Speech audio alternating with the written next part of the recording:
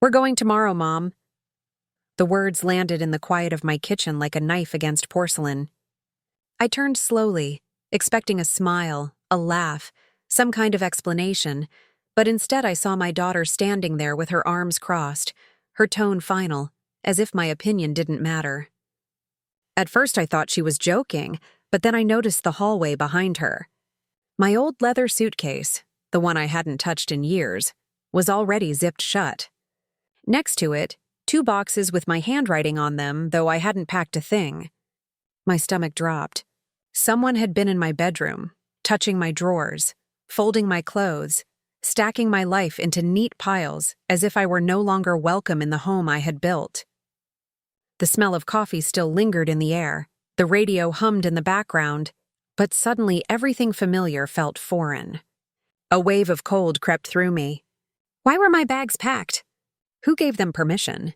And most of all, where did they think they were sending me tomorrow? I didn't ask to leave. I didn't agree to anything.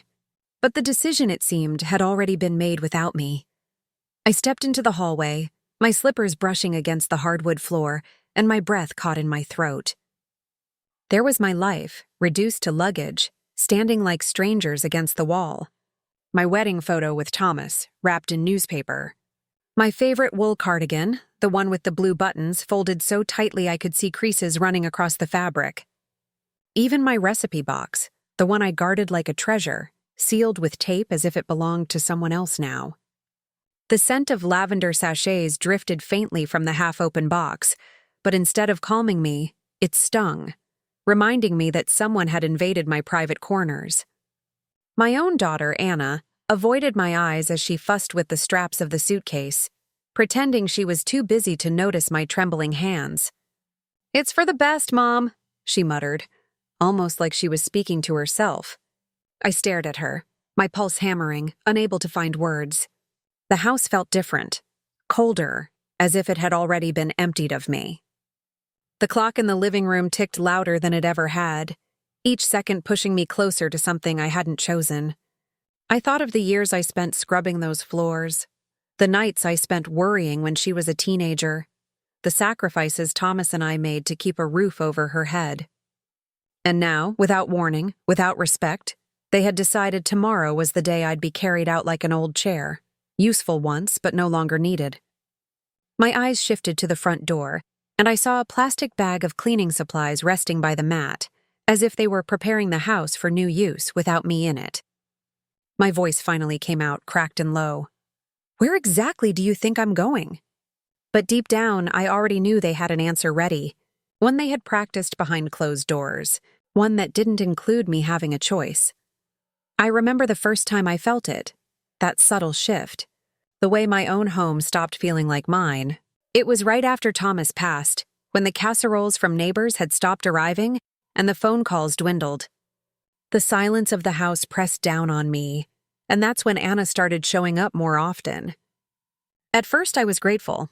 She'd bring groceries, sweep the porch, even make me tea while we talked about her job or the grandchildren. I thought it was kindness, maybe even love. But slowly things began to change. She started moving items without asking, my armchair angled differently, my books reorganized by some logic only she understood. She'd sigh at the sight of my old china set, muttering how it was just clutter that took up space. When I offered cookies to the kids, she'd intercept, saying, "Mom, too much sugar, you know better." At first, I laughed it off. After all, I told myself she was just being helpful. But then came the paperwork. One evening, she slid a document across the table, her nails tapping the edge. "It's just to make things easier in case of emergencies," she said. It was a power of attorney form, already filled with her name. I remember how my hand shook as I pushed it back toward her, telling her I wasn't ready. Her smile faltered, and for a moment I saw something sharp in her eyes, something that made my stomach tighten. From that day on, her visits became less about care and more about control. She'd comment on the bills piling on the counter, ask pointed questions about my savings, and suggest almost casually that a smaller place might suit you better.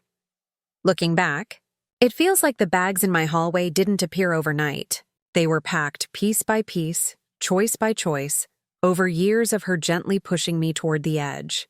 And now, seeing my life folded into boxes, I realized this was the moment it all came to the surface. That night, I couldn't sleep. I sat on the edge of my bed, staring at the half-emptied dresser drawers, my fingers brushing over the bare wood where my clothes used to be. Something in me refused to lie down, refused to accept the way my own daughter had zipped up my life without asking. I pulled the closet door open, and that's when I noticed the envelope wedged between my shoes. It wasn't mine. My name wasn't even on it. The paper was creased, handled too many times, as if someone had been hiding it in a rush. I slid it out, and my breath caught when I read the letterhead, Silver Pines Assisted Living. The date at the top was last month, and beneath it, in neat type, my full name was listed as a new resident. My throat went dry. They had already filled out the paperwork. There was even a line with Anna's signature as my responsible party. A second sheet was tucked behind it, an invoice. A deposit of $3,000 had already been paid. My stomach turned cold. They weren't planning to take me somewhere tomorrow. They had already placed me. My life, my decisions had been turned into a transaction while I brewed coffee in this very kitchen, unaware of what they were doing behind my back. I could almost hear the voices now, Anna telling the staff, "She's ready, she won't resist." The edges of the paper cut into my skin as I gripped it tighter. That's when I noticed more. My checkbook missing from the drawer where I always kept it. My bank statements no longer stacked on the nightstand. I stumbled back to the dresser and yanked open the drawers, and sure enough, entire piles of my personal documents were gone. Not misplaced. Taken. The next morning, the house was too quiet, but the kind of quiet that feels staged, like someone had swept all the noise away and left only what they wanted me to hear. I walked through the living room slowly, my eyes tracing the details I had seen every day for decades, but now everything looked touched, handled, violated. The family photo albums that used to line the bookshelf were gone. Only a thin line of dust marked where they had been. The cabinet where I kept my jewelry, locked with a small brass key since my wedding day, hung slightly open, empty except for a few cheap trinkets I hadn't worn in years. My chest tightened as I realized Anna hadn't just packed clothes. She had packed my memories, my identity, and chosen what was worth keeping. My voice echoed in the stillness when I whispered, "What did you do?" But no one answered. I pushed into the kitchen, and that's when I found the folder on the table as if left there deliberately. Inside were photocopies of my medical records, lists of my prescriptions, even notes from my last doctor's appointment. In red ink, someone had circled the words mild cognitive decline, a phrase my doctor had said once, gently, months ago, when I had forgotten an appointment. I had brushed it off, laughed, even baked him cookies the next week as thanks. And now it was weaponized, proof that I was losing it. On the last page, Anna had scrawled in her hurried handwriting, "She can't manage on her own anymore. Transition ASAP." My knees nearly buckled. I wasn't weak. I wasn't confused. I cooked, cleaned, paid my bills, remembered my neighbors' birthdays. Yes, sometimes I forgot where I put my glasses, but that didn't make me incompetent. But here it was, in black and white, my own daughter building a case against me like I was on trial.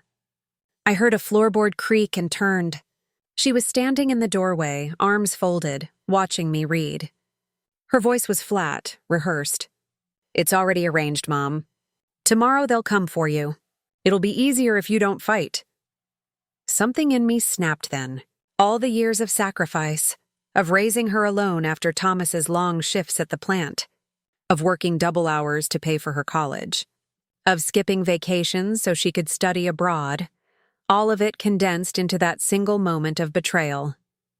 She hadn't seen me as her mother anymore, just a problem to be managed, an inconvenience to be removed. I stood taller even though my legs shook. "You went through my things," I said slowly, deliberately. "You took my money. You signed papers in my name." My words hung heavy in the air, but she didn't flinch. Instead, she shrugged like I was overreacting. "It's for your safety. You'll thank me later. Safety." That word rattled in my ears. Was it safe to be stripped of your dignity? Was it safe to be locked away in a place you didn't choose, your life controlled by strangers? My hand trembled as I placed the papers back in the folder, but my mind was sharper than it had been in years.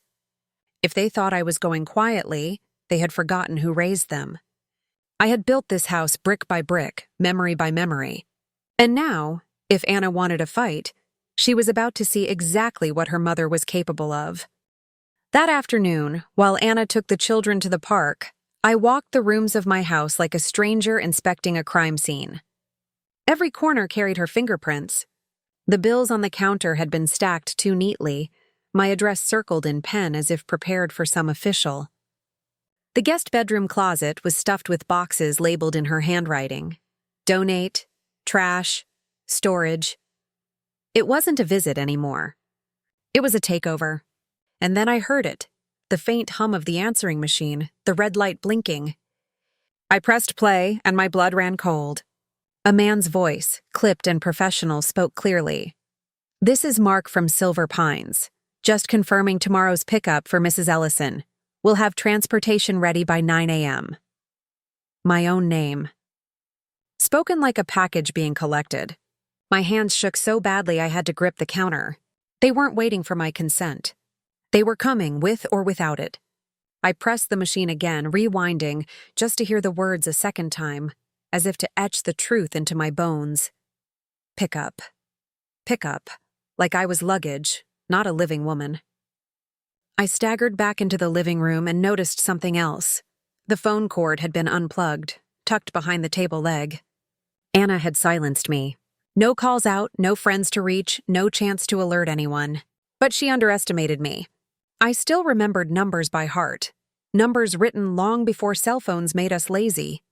My neighbor Linda's voice echoed in my memory, always telling me, if you need anything, day or night, just knock. I grabbed my coat and walked across the street. The envelope with the Silver Pines paperwork clutched in my hand. Linda opened the door in her garden gloves, eyes widening when she saw my face. "Mary, what's wrong?" I pushed the papers toward her, my voice breaking. "They're taking me tomorrow. Look, read." She set her gloves aside, scanned the forms, and her jaw tightened. "This isn't right. You didn't sign this." Her voice grew sharper, protective, the way a mother shields a child. "You're not going anywhere unless you say so." Relief washed over me, but it was laced with fire. For the first time in weeks, I wasn't alone. Linda pulled me inside and picked up her phone. Within minutes, her husband and another neighbor were gathered around the kitchen table, each shaking their heads as they read the documents. "This is fraud," one said. "It's theft," another added. Their outrage fueled mine, filling the hollow space Anna's betrayal had carved. They urged me to call the police, to call my lawyer, to call anyone who could stop this. But more than that, they reminded me of something Anna had forgotten. I still had a voice, and I still had power. By the time I walked back across the street, clutching the folder like a weapon, I had already made a plan. If they wanted to treat me like cargo, tomorrow morning they'd find out I wasn't the one being delivered. That night I didn't sleep, but I didn't pace either. I sat in the dark living room, the folder spread open on the coffee table, my reading glasses perched on the tip of my nose, and I listened. The walls in this house carry sound, and Anna had forgotten that. From upstairs, her voice drifted through the vents. She was on the phone, hushed but clear enough. "Yes, everything's set." "She doesn't know." "The paperwork is ready." "They'll just take her tomorrow. She won't resist." "No, the account has been transferred." "I already moved most of it. By the time she realizes, it'll be too late." My chest went tight, but I didn't move. I let the words slice through me, each one more brutal than the last. Transferred. Moved. Too late. My money, my life, siphoned into her hands while she tucked me away out of sight. A second voice came faintly through her speaker. A man's, casual, greedy. "Make sure you get the deed signed too. The house is worth more than she realizes." And Anna, my own daughter, laughed, as though I were nothing more than an obstacle to her payday.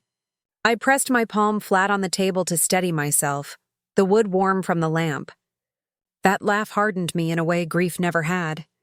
If she wanted me gone, she would have to face me first. I slipped quietly into the hallway, past the half-packed boxes, and opened the closet by the stairs. My old filing cabinet still stood there, dented from years of use. I pulled out the bottom drawer and found what I needed: the original deed to the house, the insurance papers, and Thomas's will. My hand trembled as I touched his signature, bold and steady on the page, leaving everything to me. Not to Anna, not to anyone else, to me. I tucked the documents into the folder with the Silver Pines forms, evidence layered over evidence, a shield and a sword. But I didn't stop there. I needed proof she had crossed the line. So I picked up the landline in the hall, the one Anna thought she had silenced. The cord was still unplugged, but I reconnected it, dialed Linda's number, and whispered, "Come quickly. Bring your recorder." Minutes later, she was at my door, slipping inside with a small digital recorder her husband used for work. We sat in silence, waiting until Anna's voice carried down again. She was still on the phone, still spilling her plans, and Linda pressed record, her eyes wide, her hand steady. "She doesn't even know half her things are already listed online," Anna said, her words sharp. "By next week, the house will be empty. She'll be settled at Silver Pines, and I'll finally have breathing room." That was it. That was the confession. Linda clicked stop, tucked the recorder into her pocket, and squeezed my hand. "You've got her," she whispered. The fear that had knotted in my stomach for weeks loosened, replaced by a cold clarity. Tomorrow, when Silver Pines arrived, they would not be taking me. They would be met with the truth, with documents, with witnesses. And Anna, my daughter who thought she could erase me, was about to face the kind of reckoning no one forgets. I woke before dawn, the house still cloaked in that pale, heavy silence that comes just before morning breaks. The air felt dense, as if the walls themselves were holding their breath. I pulled on my robe, tied it tight, and laid the folder of documents across the dining table like a battle map. My fingers brushed over the papers, the deed, Thomas's will, the fraudulent Silver Pines forms with Anna's signature, and Linda's recorder. Each piece was a weapon, sharper than any blade, and together they were enough to cut through the lies that had been spun around me. At 6 a.m., I picked up the phone and dialed a number I hadn't called in years, Mr. Collins, the lawyer who had handled Thomas's estate. His voice was groggy but firm. "Mary, what's happened?" I told him everything in a rush, every detail, every signature that wasn't mine, every word I had overheard. By the time I finished, his voice had sharpened to steel. "Do not sign a single thing. I'll be there in an hour." I hung up and felt something I hadn't in weeks, power humming beneath my skin. Next, I dialed the non-emergency police line, my voice steady as I explained that fraud had been committed, that someone was attempting to move me against my will, that I had documents and a recording as proof. The officer on the line didn't brush me off. Instead, she said, "We'll send someone to verify. Stay where you are, ma'am." I stayed. For the first time in days, I stayed because I wasn't the one being moved. They were coming here for her. By 7, Linda and her husband were at my side, sitting with me at the table, sipping the coffee I had brewed with hands that barely shook. They spread out the documents, double-checking every line, nodding with grim satisfaction. "You've got her cornered," Linda whispered. "She won't wriggle out of this." I almost smiled, though it felt brittle. Then came the sound I had been waiting for. Anna's car in the driveway, the slam of the door, the rustle of her bags as she entered like nothing was wrong. She stopped cold when she saw us at the table, the papers spread out, Linda's husband standing tall behind me like a sentry. "What's this?" she asked, her voice sharp, defensive. I didn't answer right away. I let the silence stretch, let her see the recorder resting on the table, the red light blinking faintly. Her eyes darted, then narrowed. "You went through my things." My laugh was low, humorless. "My things? My house, my life? Anna, you went through me." She opened her mouth to retort, but before the words could form, a knock rattled the front door. 3 sharp, heavy knocks. I didn't move. Linda's husband went to answer, and there stood two uniformed officers, their presence filling the doorway with authority. "Mrs. Ellison?" one asked, his voice firm but kind. I rose slowly, folder in hand, and stepped forward. "Yes," I said, my voice steady now. "This is my home, and I have evidence of fraud committed against me." Anna's face drained of color. The officers stepped inside, their eyes scanning the room, the papers, the recorder. One gestured to the table. "Let's take a look." Anna sputtered, reaching for the documents, but the officer stopped her hand mid-air. "Not yours. Sit down."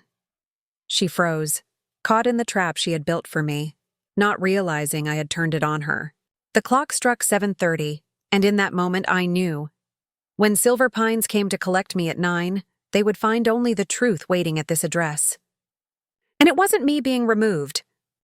The sun was just beginning to rise when I heard the distant rumble of another car pulling into the driveway.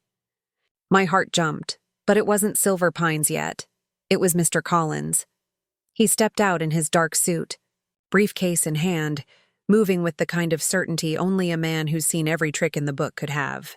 When he came inside, he shook my hand firmly, then placed his briefcase on the table beside the folder. "Mary," he said softly, looking me straight in the eye, "you've done exactly the right thing."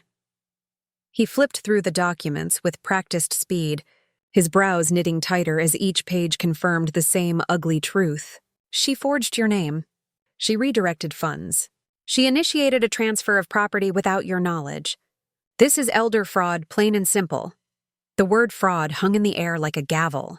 Anna shifted in her chair, her fingers clenching into fists, her face pale and tight. "You don't understand," she hissed. "She needs help. She's not thinking straight anymore. I was only—" But Mr. Collins cut her off, his voice sharp as a blade. "I've known your mother for 30 years. She is lucid, competent, and perfectly capable of making her own decisions. What you've done is criminal." Her mouth snapped shut, but her eyes darted toward the window, as if already searching for an escape. Before she could move, the officers stepped closer. One of them placed a hand on her shoulder, firm enough to still her trembling. "Ma'am," he said, "you'll have your chance to speak. But for now, sit down." She sank into the chair, her defiance cracking into something smaller, almost childlike. For a moment I almost saw the little girl I raised, the one who used to cling to my hand at the market. But that image evaporated as quickly as it came. The officer lifted the recorder from the table, pressed play, and Anna's own voice filled the room. "By next week, the house will be empty. She'll be settled at Silver Pines, and I'll finally have breathing room." The words echoed through the kitchen, undeniable, her tone dripping with calculation. Anna's face crumpled. "That's taken out of context," she stammered, but the damage was done. Linda and her husband stood on either side of me, their arms crossed, their presence steady and unyielding. I felt their strength bolstering mine. For the first time in weeks, I wasn't the one cornered. I was standing in the center, and she was the one who had nowhere left to run. Mr. Collins leaned back, closed the folder, and tapped it once with his finger. "This," he said calmly, "is enough to protect your mother's home, her accounts, and her dignity. And it may also be enough to put you behind bars." The silence that followed was heavy, suffocating, broken only by the steady tick of the clock on the wall. The very clock I had wound every Sunday for decades, still loyal, still mine. And at that moment, I knew tomorrow wasn't the end of my life as they had planned. It was the beginning of theirs unraveling. At exactly 9 o'clock, the sound of heavy tires on gravel carried through the windows. A white van with the Silver Pines logo pulled up neatly in front of my house, its side door sliding open with mechanical finality. Two attendants stepped out in crisp uniforms, clipboards in hand, moving with the brisk efficiency of people who thought they were simply collecting another name on their list. One of them glanced at the house, then back at the papers clipped to his board. "Mrs. Ellison?" he called, his voice businesslike, almost cheerful. "We're here to get you settled." I stood in the doorway, not moving, with the officers behind me and Mr. Collins at my side. The attendant's smile faltered as his eyes caught the uniforms in my living room, the folder on the table, and the daughter sitting pale and silent in the chair. "You won't be taking anyone today," Mr. Collins said evenly, stepping forward. He held up the documents, the forged forms with Anna's name scrawled where mine should have been. "These admissions were fraudulent. You've been misled." The second attendant shifted uncomfortably, lowering his clipboard. We had confirmation from the responsible party." The officer cut in, his voice sharp. "The responsible party is standing right here. Mrs. Ellison never consented. You've been given falsified paperwork, and this facility will be contacted regarding its involvement." The attendants exchanged nervous glances, then stepped back toward the van, murmuring apologies. Anna let out a choked sound, half protest, half panic. "Wait, you don't understand. She needs this." Her voice cracked, but the officer didn't waver. "What you need to understand," he said firmly, "is that you are under investigation for fraud, financial exploitation, and attempted unlawful confinement." The words rang through the air like a bell. The neighbors, drawn by the van and the raised voices, had gathered on the sidewalk. I saw Linda's other friends whispering, craning their necks to see. Whispers rippled, the kind that don't fade quickly, the kind that cling to reputations for years. Anna shrank into herself, her eyes darting from the officers to the neighbors, her facade crumbling in the open daylight. I stepped forward then, my robe trailing, my hand steady on the doorframe. "I built this home. I paid every bill. I kept this family alive when Thomas worked until his hands bled. And now my own daughter thought she could erase me like I was an inconvenience." My voice didn't tremble. It carried out onto the street, clear enough for every neighbor to hear. The shame wasn't mine to carry anymore. One of the attendants from the van lowered his head and said softly, "I'm sorry, ma'am. We had no idea." They climbed back into the van, doors shutting with a thud, the engine revving as they pulled away. But I knew it wasn't over. The damage Anna had done was bigger than one forged signature. And as the officers turned toward her with their notepads ready, I realized this wasn't just a confrontation. This was the reckoning of every betrayal that had been building for years. The officers didn't waste time. One of them sat across from Anna at the dining table, his notebook open, pen poised. The other stood near the door, a silent reminder that she wasn't leaving until this was finished. Mr. Collins slid the folder across the table, each document neatly arranged, each one a nail in the coffin of her excuses. "Explain this," the officer said, pointing to the power of attorney form with her signature. Anna swallowed hard, her eyes flicking to me, then back to the page. She told me she was overwhelmed. She asked me to help with her finances. I was only trying to... But Collins cut in smoothly. "Your mother never signed this. Her handwriting isn't anywhere on it. You signed on her behalf without consent. That's forgery, plain and simple." The officer nodded, his expression grim, and wrote something down. Anna's hands twisted in her lap, her nails digging into her skin. "I had to do it. She forgets things. She leaves the stove on." "That's a lie," I said, my voice sharp enough to slice through the room. "One time I left the kettle whistling too long and you've turned it into a weapon. I am not incompetent. I am not invisible." My voice grew steadier with every word, the years of silence and deference burning away. "You weren't protecting me. You were stealing from me." A ripple of murmurs rose from outside. The neighbors were still gathered, listening through the open windows, their faces drawn tight with shock and disapproval. Anna heard it too. Her cheeks flushed crimson, shame creeping up her neck. For the first time, she couldn't control the narrative. Linda stepped forward then, placing the small recorder on the table, pressing play. Anna's own voice filled the kitchen again. "She'll be settled at Silver Pines, and I'll finally have breathing room." The words echoed, undeniable, dripping with calculation. The officer stopped writing and looked straight at her. "That's premeditated. You planned this in advance." Anna shook her head violently, tears spilling now, desperation cracking her carefully built mask. I just needed. "You don't understand." Her voice rose shrill, but the officer's tone stayed calm, measured. "What we understand is that you attempted to strip your mother of her autonomy, her finances, and her home. That is a crime. His words landed heavy, final. Collins closed the folder with a soft thud, as if sealing the evidence. "Mary," he said, turning to me, "you're safe now. None of this will stand in court. Your daughter has no legal power here." For a moment, I let out a breath I hadn't realized I was holding.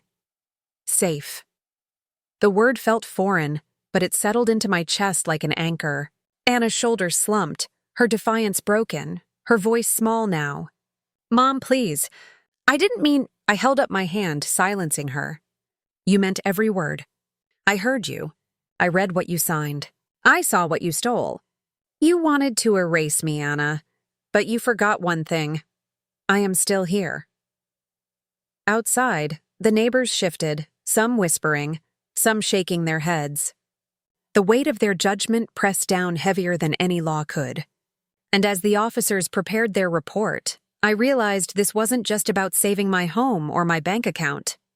This was about reclaiming the voice they tried to bury, and I wasn't about to let it be silenced again. By the time noon came, the entire street knew. The Silver Pines van had stirred curiosity, but the sight of uniformed officers still in my house hours later had sealed it. Curtains twitched, whispers passed from porch to porch, and soon the neighborhood that once saw me as the quiet widow with her roses now saw me as something else entirely. A woman in the middle of a storm. And this storm was not mine to carry anymore. The officers gathered statements from Linda and her husband first, their voices steady, every word adding weight to the truth. Linda described how she had found me clutching the forged papers, how she had recorded Anna's late-night call, how she had seen the bags packed against my will. Her husband added details, recalling how he had read the invoices himself, noting the deposit that had been withdrawn from my account without consent. Their testimony was meticulous, each line a nail in the coffin Anna had built for herself. Mr. Collins remained calm and deliberate, sliding copies of Thomas's will across the table, pointing out my exclusive ownership of the house. "Legally, this property is untouchable without Mrs. Ellison's consent," he said, his voice carrying the quiet authority of a man who had stood in countless courtrooms.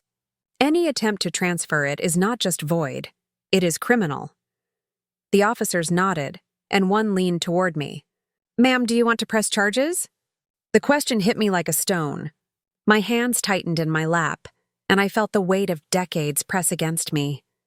The late nights spent nursing Anna's fevers, the scraped knees I had kissed, the endless hours I had worked to make sure she had a future brighter than mine. And now here she sat, trembling, eyes red, caught in the very net she had cast for me. Part of me wanted to shout yes, to see her handcuffed and led away in front of the neighbors whose whispers would never die down. But another part, the mother still buried deep inside me, recoiled at the thought. I drew a long breath and answered carefully, my voice steady. "I want protection. I want every account frozen, every document voided. I want her barred from making another decision in my name. And I want this on record, so if she tries again, there will be no question of intent." The officer's pen scratched across his notebook, capturing each word. "Understood," he said firmly. "We'll open a case for financial exploitation and attempted unlawful confinement. With the recording and these documents, it's strong. Very strong." Anna broke then, her shoulders shaking, her voice cracked and pleading. "Mom, please. I didn't mean to hurt you. I thought I could make things easier. For me. For the kids." I turned to her slowly, meeting her eyes. "You thought wrong. You wanted to erase me, Anna. And now the only thing erased is your right to touch a single part of my life ever again." She buried her face in her hands, but I felt no triumph, only a cold finality. Outside, the neighbors watched as the officers walked to their patrol car, carrying the folder and the recorder like evidence from a crime scene, because that's exactly what it was. When they left, Collins stayed behind, resting a steady hand on my shoulder. "You did well today, Mary," he said softly. "This isn't over, but you've taken back control. And that, more than anything, is what matters." I looked around my living room, at the boxes she had packed, at the hollow spaces where my albums and treasures had been. It would take time to put it all back together, but for the first time in weeks, I felt the house breathe with me again. It was still mine, and no matter how far Anna had tried to push me, I had pushed back harder. The next days unfolded like a slow unraveling of a tapestry that had looked perfect from the outside, but was rotten beneath. The police filed their official report, attaching every piece of evidence we had gathered. Mr. Collins moved swiftly, contacting my bank to flag the suspicious transfers, and within 48 hours my accounts were frozen against any access but mine. The relief was immediate, though it carried with it the sting of betrayal every time I signed my name on the reinstatement forms. Each stroke of my pen reminded me that my daughter had tried to take even that from me: my signature, my voice, my right to exist without permission. The neighbors didn't let it fade quietly. Everywhere Anna turned, eyes followed her. At the grocery store, Mrs. Henderson whispered loudly enough for half the aisle to hear, "That's the one who tried to put her mother away." At church, pews shifted subtly when she entered, people leaning away, conversations ending mid-sentence. Shame spread faster than wildfire, and for once it wasn't on my shoulders. Meanwhile, I began to rebuild. Linda helped me return the photo albums to their rightful place, carefully dusting each one as if restoring pieces of my history. Her husband repaired the lock on my jewelry cabinet, handing me the key with a firm squeeze of my hand. "This house is yours, Mary. Don't let anyone make you doubt that again." The words warmed me more than I expected. But the real reckoning came 2 weeks later, in a courtroom smaller than I'd imagined.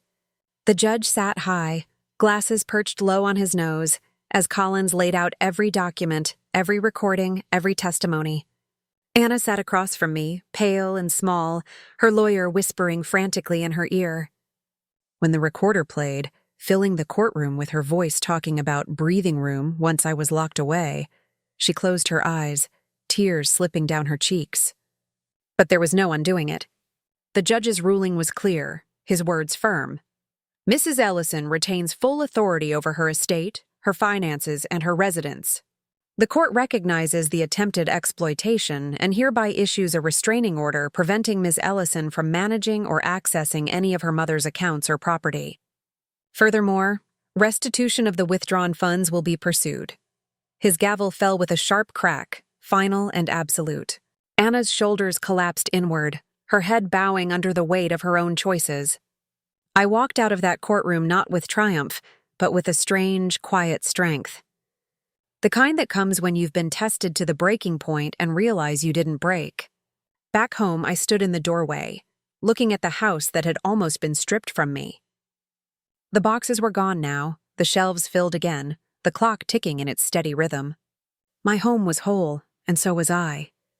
Yet there was an emptiness, too, the emptiness of a bond severed, of a daughter lost not to death, but to betrayal. And as much as it hurt, I knew I had chosen survival.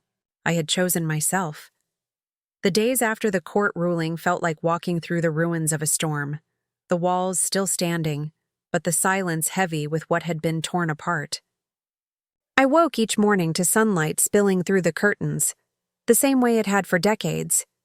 Yet everything felt sharper now, as though my own senses had come alive again after being dulled by fear. The restraining order meant Anna couldn't come near me, couldn't touch my accounts, couldn't so much as send a letter without it being documented. The bank restored the stolen funds, though the numbers on the paper didn't ease the ache in my chest. Money could be replaced, trust could not. Still, I began to find a rhythm again. Linda stopped by with muffins in the mornings, her laughter filling the kitchen in a way that made the house feel safe. Neighbors waved more often now, some offering quiet words of support, others simply showing me with their presence that I was not alone. It was strange. I had lived on this street for 30 years, yet it wasn't until my daughter tried to erase me that I realized how many people were willing to stand beside me. But even as I pieced myself back together, the betrayal gnawed at me. I found myself standing in Anna's old bedroom late at night, staring at the faded posters on the wall, the little trinkets she'd left behind from her childhood. I remembered braiding her hair before school, sitting up with her when she had nightmares, clapping the loudest at her college graduation. And then I remembered her voice on that recording, cold and certain. She'll be settled at Silver Pines, and I'll finally have breathing room. That sentence replayed in my mind more often than I cared to admit. It was as if my motherhood had been reduced to a burden she couldn't wait to unload. But the more I thought of it, the more another truth began to settle in. She had tried to erase me, yes, but she had failed. And in failing, she had forced me to see something I had ignored for years. I was stronger than her control, stronger than her schemes, stronger even than the loneliness of widowhood. One afternoon, Collins called to update me on the ongoing case. "She's agreed to mediation," he said. "Restitution will be arranged. It's unlikely she'll see jail time, but her record will not be clean." I thanked him, my voice calm, steady. When I hung up, I felt no anger, no triumph, only a deep certainty that boundaries had been drawn in stone. She could no longer cross them. That night, as the clock ticked in the living room, I whispered to myself, "You're still here, Mary. You're still standing." And for the first time in months, I believed it. The weeks that followed were a strange mix of freedom and finality. For the first time since Thomas's death, I felt the weight of my own life shift back into my hands. The court's decision gave me more than protection. It gave me recognition, proof that I wasn't the frail, confused woman Anna had tried to paint me as. I was competent. I was clear. I was still the same woman who had balanced bills on a single paycheck, who had raised a daughter alone, who had held this house together through every storm life threw at us. And now I was the woman who had stood against her own blood and not faltered. Anna's absence was a wound, but it was also a strange kind of medicine. The neighborhood had turned its eyes on her, not me. She walked through the grocery store with her head bowed, whispers trailing behind her like shadows. "That's her," people murmured. "The one who tried to put her mother away." At church, no one slid over to give her a place in the pew. She sat alone, hands knotted, eyes down. And though part of me ached to see my daughter brought so low, another part reminded me that these were consequences she had chosen. Actions had weight, and hers had finally caught up with her. Meanwhile, my days began to settle into something new. Linda and I started a morning routine. Coffee on my porch, her gossip about the neighbors spilling out in bursts of laughter that reminded me of younger days. Sometimes she brought her granddaughter, who would sit at my feet and color while we talked. It felt like family, real family, the kind that holds you up instead of pushing you down. Collins visited once more, this time not with papers but with a suggestion. "Mary," he said, setting his briefcase aside, "you might consider writing everything down. Your story, your evidence, your choices, not just for the case, but for yourself." I thought about that long after he left. So I did. I sat at my old oak desk, pen in hand, and wrote it all. The bags packed without asking, the forged papers, the laughter in her voice when she thought I wouldn't fight back, and the moment I realized I still had power. Every word I wrote felt like stitching a wound, pulling it closed with thread that only I could hold. The book of my life would not end with me being carried off like luggage. It would end with me standing in my own doorway saying no more. The last I heard of Anna, she was working part-time at a store in town, her reputation in tatters, her ambition stalled. People said she looked tired, smaller somehow, as though the weight of her own choices had finally pressed her down. I don't wish her pain. She's still my daughter, and a part of me will always ache for the girl she once was. But I no longer wish her close. I no longer wish her power over me. My revenge wasn't in screaming or in locking her away. My revenge was in living, in keeping my house, my name, my voice, and refusing to let her silence me. One evening, I stood by the window, watching the streetlights flicker on. The house was quiet, but not empty. It was mine again, every wall, every creak, every memory intact. I whispered to myself, steady and certain. They tried to erase me, but I'm still here. The month stretched on, and life began to grow roots again. But they were different than before. The silence in the house no longer pressed against me like a threat. It felt earned, a quiet I had chosen. I started walking each morning down the same sidewalks where Anna once rode her bicycle as a little girl. Neighbors waved to me warmly now, some even stopping to say how proud they were that I had stood my ground. I never thought of myself as brave before. I was just a wife, a mother, a widow trying to hold things together. But bravery, I realized, isn't always fire and noise. Sometimes it's refusing to be pushed when the world expects you to fall. Still, there were nights when the ache came sharp. I'd sit with Thomas's photograph on the mantel, running my thumb along the frame, asking the empty room questions I knew would never be answered. Did we raise her wrong? Did I miss the signs too early? Would you have stopped her if you were here? I never got answers, but the act of asking was enough to soften the sting. One evening in late autumn, Linda insisted I come to the community center for a senior gathering. I hesitated. The thought of crowds of curious eyes made me wary. But she was persuasive, so I went. When I walked in, the hum of conversation dipped, and for a heartbeat I thought the whispers would return. But instead, applause broke out. It startled me so much I froze at the doorway. Linda leaned close and whispered, "They read about the case, Mary. They know what you stood up against." The room filled with faces smiling, nodding, some even clapping louder. My throat tightened, not from fear, but from something else I hadn't felt in a long time: belonging. I took a seat, my hands trembling, but for once it wasn't from weakness. That night I went home lighter. Not because the pain was gone, betrayal doesn't vanish, but because I realized I wasn't carrying it alone anymore. Word of Anna's actions had spread further than I thought. She had tried to silence me, but instead she had amplified my voice in ways I never expected. Her world grew smaller. Mine somehow grew bigger. By winter, Collins had called again to say restitution was nearly complete. The stolen money was coming back in increments, and with it came the knowledge that even paper trails can deliver justice when people think they're untouchable. I didn't celebrate the checks arriving in my account. I deposited them with steady hands, and then I bought myself something I hadn't in years. A new set of curtains, pale blue, soft against the windows. A small change, but one that marked a shift. This house wasn't frozen in the past anymore. It was alive, just like me. Anna never came back. She called once late at night, her voice thick with tears. I listened in silence as she begged for forgiveness, her words spilling over themselves, apologies tangled with excuses. I didn't yell. I didn't cry. When she finished, I simply said, "I hope you find peace, Anna, but you won't find it here." And I hung up. That was the night I finally slept without waking at every creak of the floorboards. The night I realized revenge didn't have to be fire and fury. Sometimes it was closing the door and locking it quietly, knowing they can't step through again. Spring arrived before I realized winter had fully passed. The roses in my garden, long neglected while my life was being packed into boxes against my will, began to bloom again.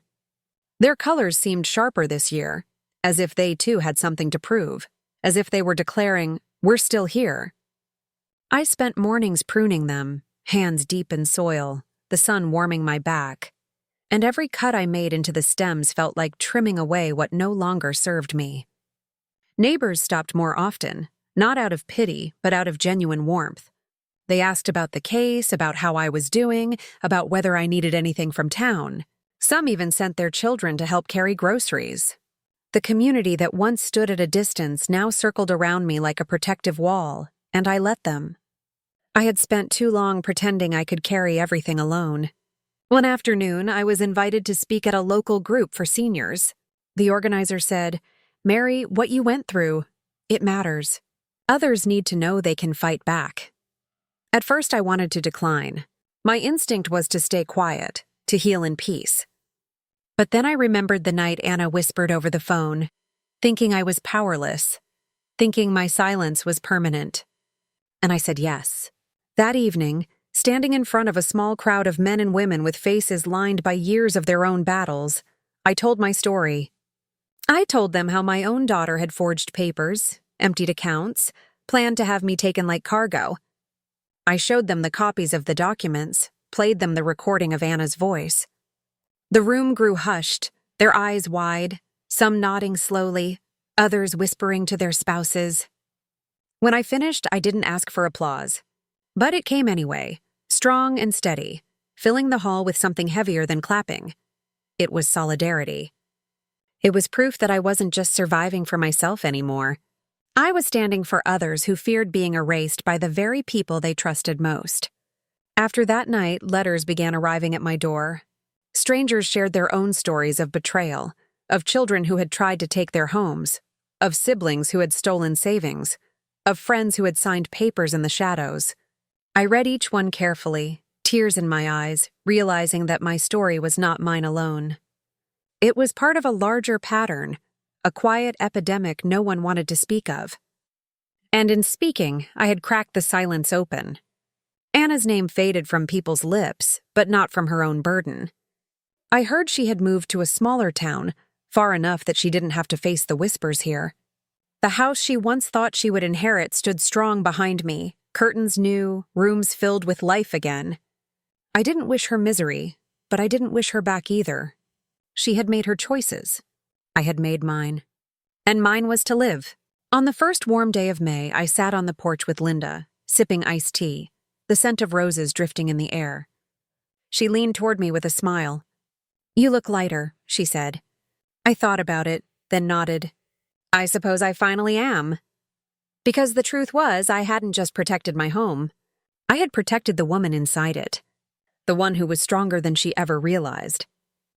Summer heat settled over the town like a heavy blanket, and with it came a kind of stillness I hadn't known in years. My life was no longer filled with sudden shocks, secret betrayals, or frantic scrambling to protect what was mine. Instead, it was filled with the rhythm of my own choosing. I rose when I wished, cooked what I wanted, and spent afternoons in the garden trimming roses, their petals soft and defiant in the sun. The house, once threatened with emptiness, was alive again, with my footsteps, my music on the radio, the smell of bread baking in the oven. Every corner whispered back to me, "You stayed, you endured, you won." And yet, shadows still lingered. The silence at night sometimes carried Anna's voice, that cold, rehearsed tone saying, "She can't manage on her own anymore." I would wake with my heart racing, needing to walk the halls just to remind myself that the locks were changed, that her access was gone, that this was still my home. Trauma doesn't vanish. It settles, waiting to be reshaped into something else. I refused to let it become fear. Instead, I let it become fire. I joined a local advocacy group that worked with elders facing financial exploitation. I shared my story at town meetings, sometimes trembling, sometimes steady, but always truthful. I watched as other women, widows, mothers, even grandfathers, came forward after hearing me, their voices shaky but resolute, telling their own stories of betrayal. Each time I felt less like a victim and more like a survivor sharpening others to stand tall. Still, there were reminders of Anna everywhere. The empty chair at family dinners.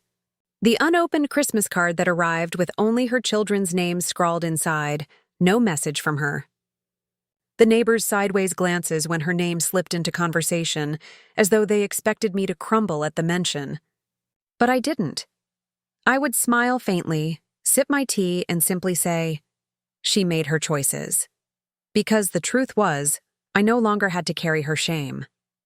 One evening, Linda and I sat on the porch as the cicadas sang their endless song. She looked at me for a long time before speaking. "You know, Mary," she said softly, "what happened to you should have broken you. But it didn't. You're stronger than most people half your age."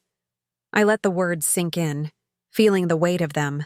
For so long, I had thought of myself as fragile, someone who could be brushed aside.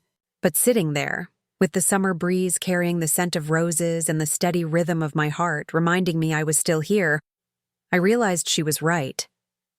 Strength doesn't always roar. Sometimes it's a quiet refusal to be erased. And I had refused. Again and again. The story wasn't finished, not really. The wound would always ache when pressed.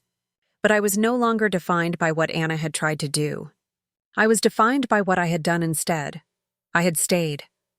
I had fought. I had won. Autumn crept in with its cool air and golden light, and with it came a sense of closure I hadn't expected to feel. The leaves along the street turned shades of amber and crimson, and every time the wind blew, they scattered across my porch like confetti at a celebration. A celebration not of what I had lost, but of what I had reclaimed. The house felt fuller now, not because Anna had returned, she hadn't and perhaps never would, but because I had begun to open it to others. Neighbors dropped by more often, not to pity me, but to share themselves. Linda's granddaughter painted me a picture of my garden, handing it to me shyly, and I framed it above the fireplace. A retired teacher from down the block began stopping in for afternoon chess, and though he beat me more often than not, the laughter we shared echoed through rooms that had once held only silence. I even began attending the weekly senior meetings at the community center, no longer as a guest, but as someone they looked to. "Mary," one woman said, her hands trembling as she held mine, "your story gave me courage. My son has been taking my checks for years, and I thought I had no right to stop him. But if you can fight, so can I." In that moment, I realized my ordeal had grown into something larger than myself. It wasn't just survival anymore. It was a torch, passed from hand to hand, lighting paths for those who thought they were too old, too small, too powerless to resist. Yet in the quiet hours, when the day was done and the house settled into its nighttime hum, the ache remained. I still wondered if Anna ever sat awake at night thinking of me, if she ever regretted the choices she had made. Sometimes I wanted to call her, to demand an explanation, to beg for the daughter I once knew to return. But each time that urge rose, I remembered the bag she had packed without asking, the sound of her voice arranging my removal, the cold certainty with which she said it would be easier if I didn't fight, and I knew that door was closed. The bond we once had was gone, not because I had locked it, but because she had shattered it with her own hands. On the first cool night of October, I sat by the window with a blanket wrapped around my shoulders, watching the street lamps glow against the falling leaves. I thought of Thomas, of the life we had built, of the sacrifices that had once felt invisible, but now seemed carved into every brick of this home. And I whispered into the quiet, "I protected it, love. I protected everything we built." For the first time, the grief didn't sting. It warmed me. I realized then that revenge hadn't been about punishing Anna. It had been about standing tall when she tried to shrink me. It had been about holding on to my dignity when she tried to strip it away. And in that sense, I had won the only battle that mattered. Winter arrived with its stillness, snow blanketing the roofs along the street, muffling every sound until the world outside seemed to hold its breath. Inside my house, the warmth of the fire crackled in the hearth, and for the first time in a long time, I felt peace that wasn't fragile. The curtains I had chosen swayed gently in the draft, pale blue against the frost outside, and the clock in the living room ticked on, steady and loyal, just as it always had. My life had not ended the day Anna packed my bags without asking. It had begun again. I had faced the worst kind of betrayal, not from a stranger, but from the daughter I had raised with every ounce of love I possessed. She had tried to take my voice, my freedom, my home, and my dignity. And yet here I was, still standing in the very place she had tried to erase me from. That, I realized, was the truest form of revenge. Not anger, not punishment, but survival with my head held high. The community had become my family now. Linda and her husband were constants in my days, their kindness stitching itself into the fabric of my routines. The group at the community center had welcomed me fully, and each story I heard reminded me I wasn't alone in what I had endured. We were women and men who had been underestimated, pushed aside, treated as burdens, and yet, together, we had proven that our voices still mattered. Sometimes, late at night, I would think of Anna. I wondered if she regretted the choices she had made, if she realized the depth of what she had lost. Perhaps one day she would understand, but that was no longer my responsibility. My responsibility was to myself, to live, to breathe, to claim every moment that was mine. On Christmas Eve, I stood at my window, watching the snowflakes drift beneath the street lamp, and I whispered the same words I had spoken so many months before. I'm still here. And this time, they didn't feel defiant. They felt true. They felt like a promise. I had survived betrayal. I had defended what was mine, and I had stepped into a future where I was no longer afraid of being erased. That is what I carry forward now. Not bitterness, but strength. And so I ask you, the women listening to my story, if someone you love tried to erase your voice, would you stay silent? Or would you stand and fight for yourself the way I did?